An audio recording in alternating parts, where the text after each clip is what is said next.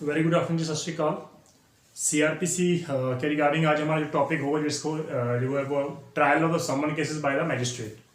Already we have uploaded the videos on की जो trial by magistrate court के regarding already in warrant cases के regarding already video मैंने upload कर रखी है, और trial before the session court वो भी मैंने वीडियो अपलोड कर रखी है। तो ये जो basically we have two kinds of procedure, the one is the warrant cases and the second thing is the summon case. तो वारंट केसेस के regarding already up to section 250 तक वीडियोस ऑलरेडी अपलोड कर चुका हूं मैं, and this is up to section 259 251 to 259 that is in regard the trial of the summon cases by the magistrate. तो this is summon cases trial. तो ये आपके लिए पहले जरूरी है कि समन केसेस है क्या एक्चुअली में। तो we have a section 2X जिसमें वारंट केसेस को डिफाइन किया गया है सेक्शन 2X की रिगार्डिंग, एंड सेक्शन 2W जो है हमारा सीआरपीसी का, उसमें समन केसेस को डिफाइन किया गया है। लेकिन जब हम उसकी डायरेक्ट लैंग्वेज को देखते हैं तो सेक्शन 2W में ऐसा कुछ भी नहीं लिखा जिससे हमें ये क्लियर हो सके कि समन केसेस है क्या। वहां पर सिर्फ इतना मेंशन किया कि जो वारंट केसेस नहीं है वो समन केसेस हैं। तो ये हमारे लिए जरूरी है कि हमें ये पता होना चाहिए कि वारंट केसेस है क्या। तो वारंट केसेस जो 2X में डिफाइन किया गया है, वहां पर वर्ड लिखा गया है कि जो डेथ, लाइफ इम्प्रिजनमेंट और जो अप टू 2 इयर्स जो पनिशमेंट है जिस ऑफेंस की, वो वारंट केसेस है। और जब जो ऑफेंस जिसकी पनिशमेंट 2 इयर्स और बिलो 2 इयर्स है वो हमारे समन केसेस जो है वो उसको डील किया जाएगा समन प्रोसीजर के अकॉर्डिंग, वो समन केसेस माने जाएंगे।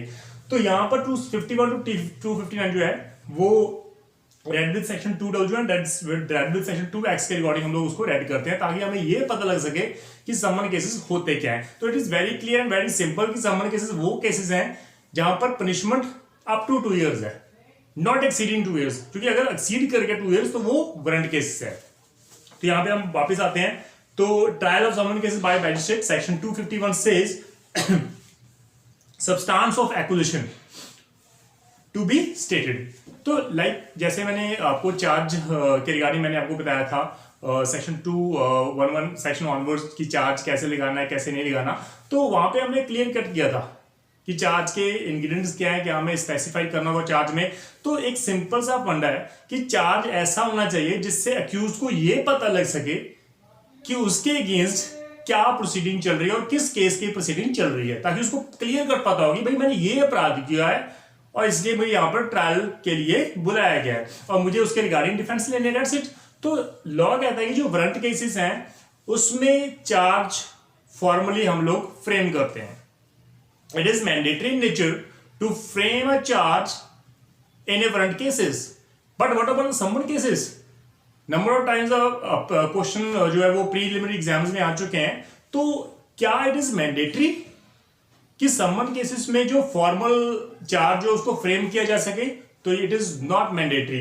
तो समन केसेस में there is no need to frame a formal charge. आप एक नोटिस जो है, तो पहली बात मैं आपको यहां पर बिल्कुल क्लियर कर रहा हूं, नोटिस और चार्ज में फर्क ज्यादा नहीं होता। हम लोग कोर्ट में क्या करते हैं, चार्ज शीट वहां पर वर्ड लिखा होता है, उस चार्ज शीट को वर्ड को डिलीट करके हम लोग नोटिस वर्ड यूज कर लेते हैं। अदरवाइज जो कंटेंट है हमारे जो चार्ज के वो सेम ही होते हैं, उसमें ज्यादा फर्क नहीं होता।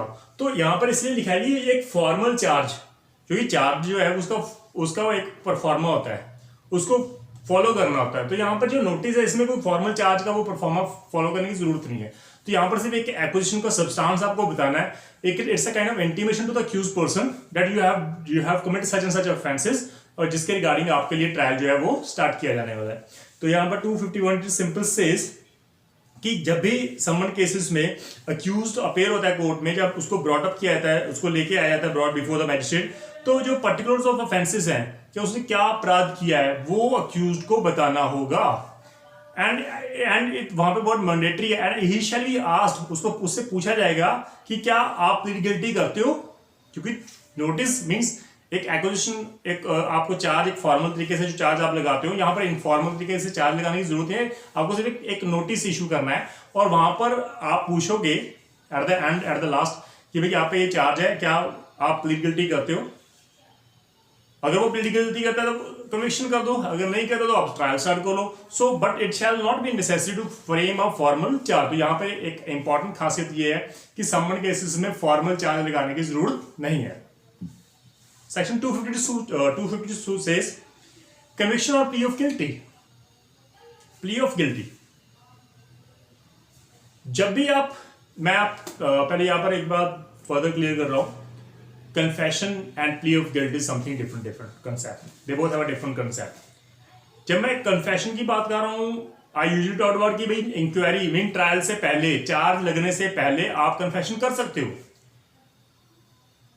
Confession is what? Confession is to confess that I have committed such and such offence, confess regarding the wrong doing, जो आपने रॉन्ग कमिट किया है, रॉन्गफुल एक्ट कमिट किया है, उसके रिगार्डिंग आपने वो एडमिट करना है। वो ट्रायल से पहले होता है, चार्ज लगने से पहले जब भी आप एडमिट करते हो before the magistrate, that is a confession. It is under 164 of the CrPC, which जो हमने काफी ब्रीफली उसको एक्सप्लेन किया 164 को, तो आप उसको इन केस ऑफ डाउट आप उसको चेक कर सकते हो वीडियो को। दूसरी इंपॉर्टेंट बात, यहां पर जब चार्ज लग जाता है या चार्ज के टाइम पर कभी भी अगर वो पर्सन एडमिट करता है कि भाई मैंने ये अपराध किया, तो उसको प्लीड गिल्टी बोलते हैं।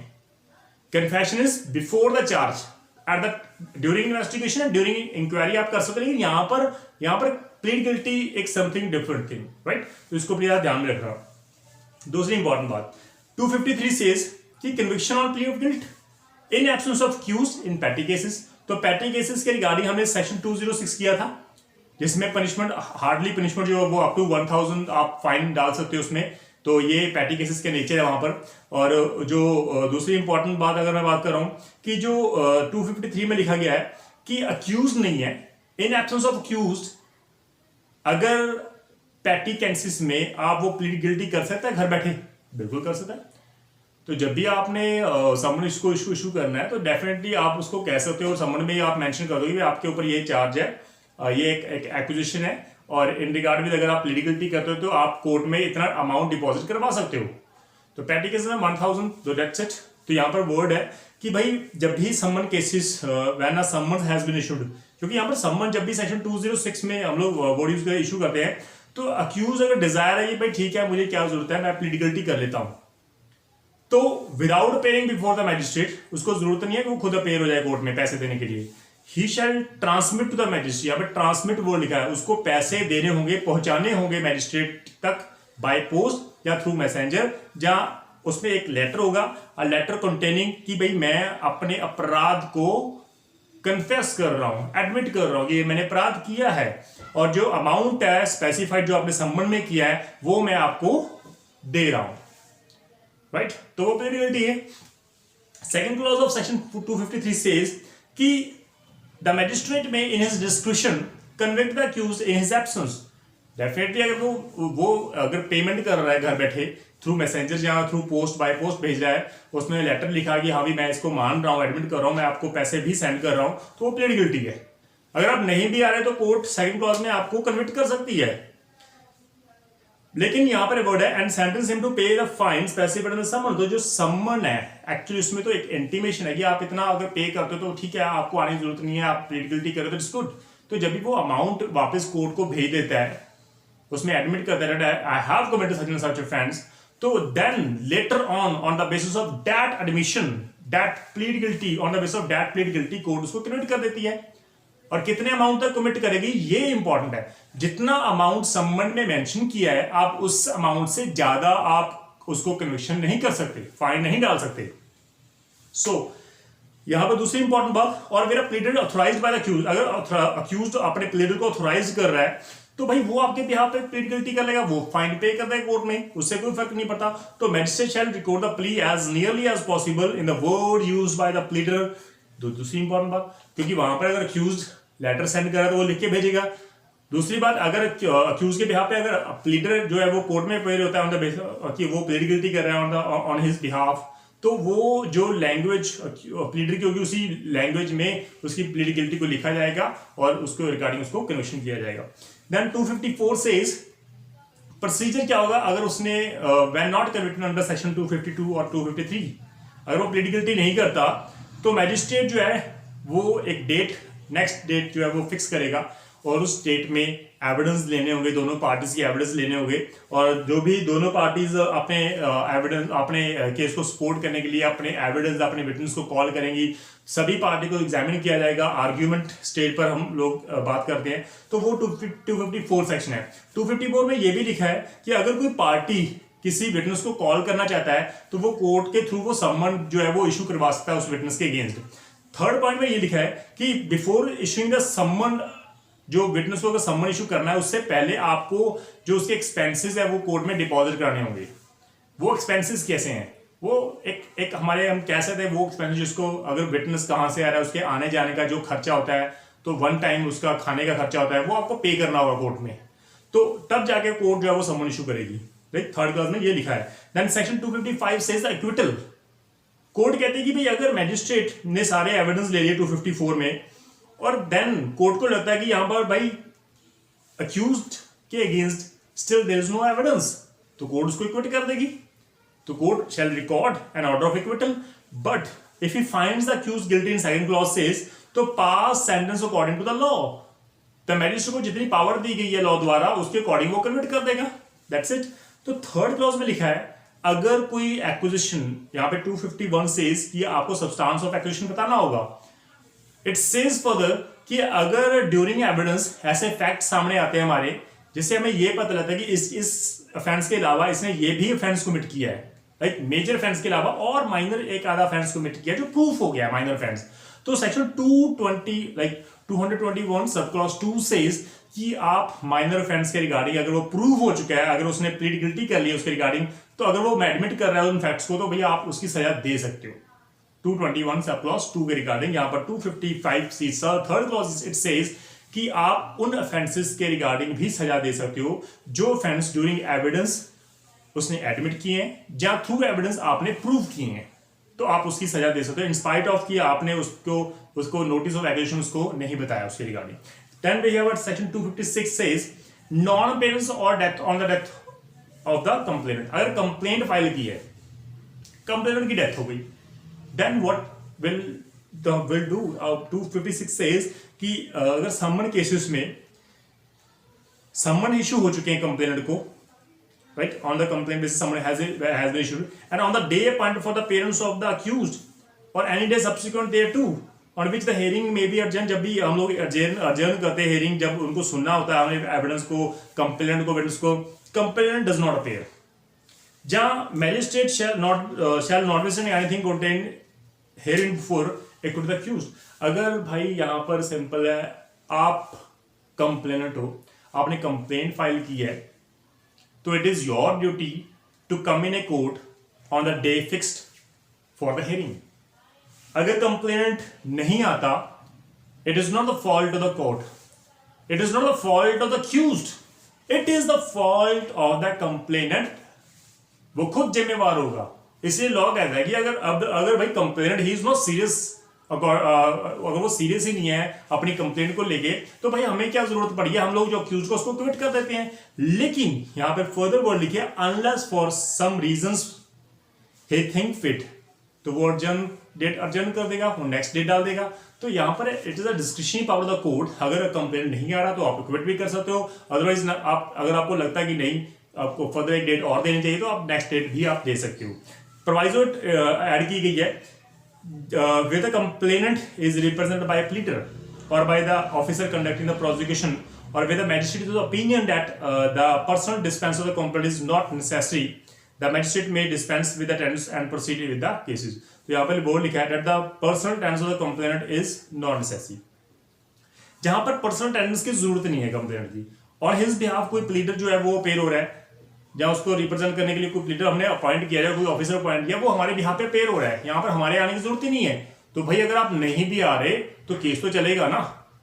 यहाँ पर हम ये नहीं कहेंगे कि हमें कंप्लेनेंट नहीं आ रहा तो वो हम लोग केस जो है वो उसको खत्म करके अक्यूज को क्विट कर देंगे, क्योंकि यहाँ पर तो कंप्लेनेंट की आने की जरूरत ही नहीं है इस केस में। अगर आपने पर्सनली उसको डिस्पेंस किया हुआ है, आने के लिए मना किया हुआ है, तो भाई आप उस केस को कंटिन्यू सुनते रहोगे। Further, second proviso says the proviso subsection 1 shall for as may be apply also to the cases where the non-appearance of complainant is due to death। Now, death and the absence of the complaint, it is one of the similar facts. तो दोनों facts इसी sections में cover हो जाते हैं। अगर वो नहीं आ रहा, अगर उसकी डेथ हो रही है, तो definitely at the end we have to do what, हमें तो एक्विट ही करना होगा अक्यूज्ड को। तो ये इंपॉर्टेंट है। देन सेक्शन 267 से 257 से the withdrawal of the complaint. ना कंप्लेनेंट जो है उसने जब सूट फाइल किया अगेंस्ट द कंप्लेंट फाइल की, ना पहले प्रीलिमिनरी एविडेंस जो है वो होती है। प्रीलिमिनरी एविडेंस होने के बाद जो वो एक्विजिशन लगाया जाता है, देन चार्ज लगाया जाता है, उसके बाद हम लोग उसके बाद जो है वो दोबारा से फिर एविडेंस करवाते हैं। दूसरी इंपॉर्टेंट बात ये है कि जो before the argument, before the decision of the court, the complainant has a right to step back, to withdraw his complaint. अपने पैर पीछे कर सकता है, वो अपनी विड्रॉ कर सकता है अपनी वो कंप्लेंट। तो उसको जस्टिफाइड करना होगा, कोर्ट को जस्टिफाइड करना होगा। You have to satisfied the court कि देयर आर रीजंस कि मैं उसको विड्रॉ करना चाहता हूं। तो नेचुरल क्या है, मतलब नेचुरली ये होता है कि जो कोर्ट होती है वो कभी इंटरफेयर नहीं करती, क्योंकि अगर कंप्लेंट वो नहीं चाहता कि हम भी वो कंप्लेंट को फर्दर प्रोसीड करे, तो डेफिनेटली कोर्ट उसको अलाउ कर दिया, विड्रॉ कर लो, बात खत्म, हम लोग इक्विट कर देंगे। अगर सारे एविडेंस हमारे हो चुके हैं तो कोर्ट उसको इक्विट कर देगी। तो यहाँ पे वर्ड लिखा है, the magistrate may permit him to withdraw the same and shall thereupon acquit the accused whom the complaint is so withdraw। तो डेफिनेटली हम उसको क्विट कर देंगे, यहाँ पे विड्रॉ करने के लिए हम लोग अलाउ कर देंगे। 258 says power to stop proceedings in certain cases. हम लोग समन केसेस की बात करें, institute otherwise the non of complaint, complaint के अलावा अगर कोई सूट इंस्टीट्यूट किया जाता है तो भाई मैजिस्ट्रेट फर्स्ट क्लास या कोई भी other magistrate with the permission of CGM वो उस प्रोसीडिंग को स्टॉप कर सकता है विदाउट प्रोनाउंसिंग द जजमेंट। अगर जजमेंट नहीं प्रोनाउंस की तो आप वहीं पे स्टॉप कर दो। And way such stoppage of the proceeding is made before the after the evidence of the principal witness. Principal witness यहाँ पर एक इंपॉर्टेंट बात है, पर प्रिंसिपल विटनेस होते क्या है। लाइक सपोज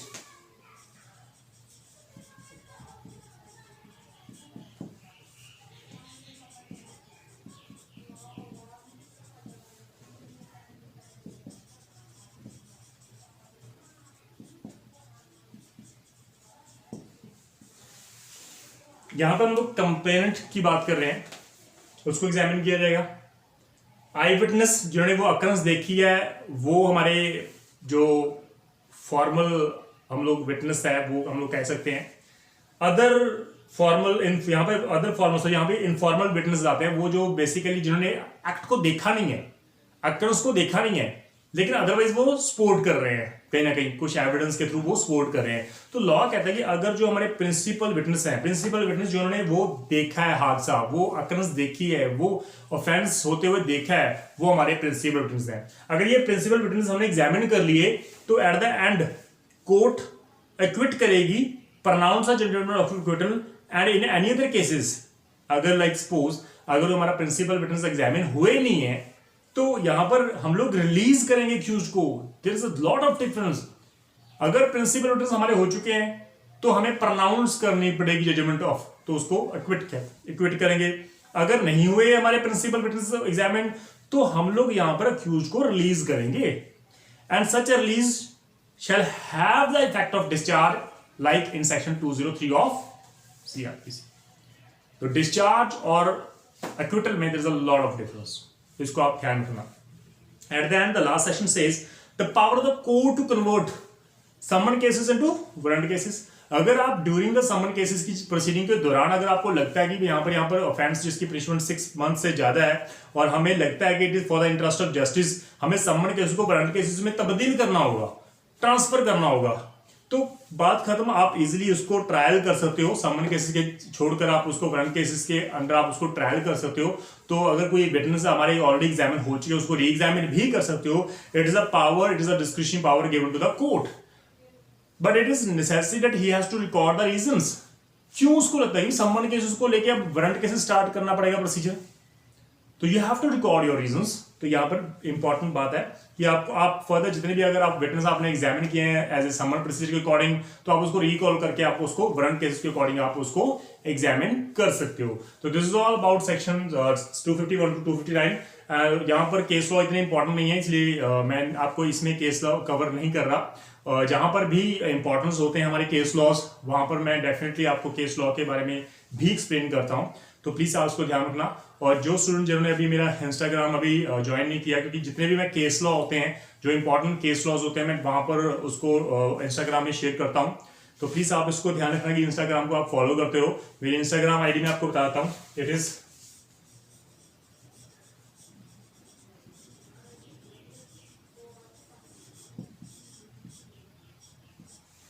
कालो हरप्रीत 01, KAHLON हरप्रीत 01, ये हमारी इंस्टाग्राम आईडी है। और जितने भी इंपॉर्टेंट केस लॉज होते हैं, जो इंपॉर्टेंस होते हैं, मैं उसको वहाँ पर इंस्टाग्राम में शो कर देता हूँ, उसको वहाँ पर अपलोड कर देता हूँ। तो प्लीज़ आप उसको नोट करते रहना, क्योंकि जो हमारे कंपटीशन के लिए प्रिपेयर कर रहे हैं जो भी स्टूडेंट्स, उसके लिए ये जरूरी है कि उनको हमें अपडेट करना होगा कि हाँ भी जो लेटेस्ट केस लॉज हमारे हैं, जो इंपॉर्टेंट केस लॉज है, उसको इसलिए मैंने इंस्टाग्राम आईडी जो है वो मैंने इसलिए जो शुरू किया वहाँ पर चैनल इंस्टाग्राम पर भी, ताकि आप अपडेट रह सको जो लेटेस्ट केस लॉज के रिगार्डिंग। तो थैंक यू सो मच, सत श्री अकाल।